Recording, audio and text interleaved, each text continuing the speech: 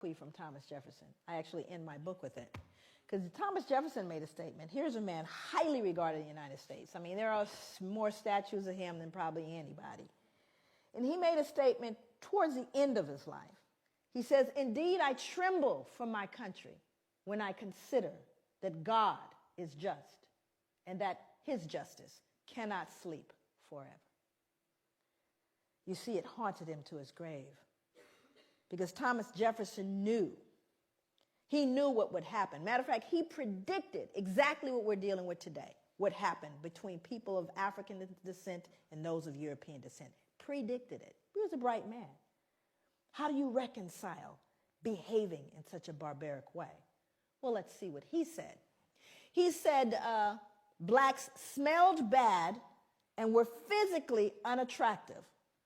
Well, this was inconsistent with his behavior. Because, you know, he fathered slaves, Sally Hemings. So it didn't smell that bad, huh? Now, here's a more important one. He said we required less sleep. Now, that one's more interesting to me. Why would he need to? What dissonance was he feeling that he would need to believe that blacks required less sleep? Why? What did he do? You know, he owned slaves. So what do you think? How hard do you think he worked them? What was a work day for a slave? Sunrise to sunset. But do you have any empirical evidence, Joy? Can you prove that? Because you know, if you can't write it, you know, count it and measure it, it didn't happen in European culture. Is that correct? Got to count it and measure it. How many of you have measurable objectives? Measurable outcomes, you better measure it. I don't care if you tell them. Can you tell your boss really, truly, at the end of the year, we're doing better now? I've been to work every single day I've watched, and I can guarantee you we're doing better. Is that going to fly? That would be no. That means you have to count it and measure it. And if you didn't count it and measure it, it didn't happen.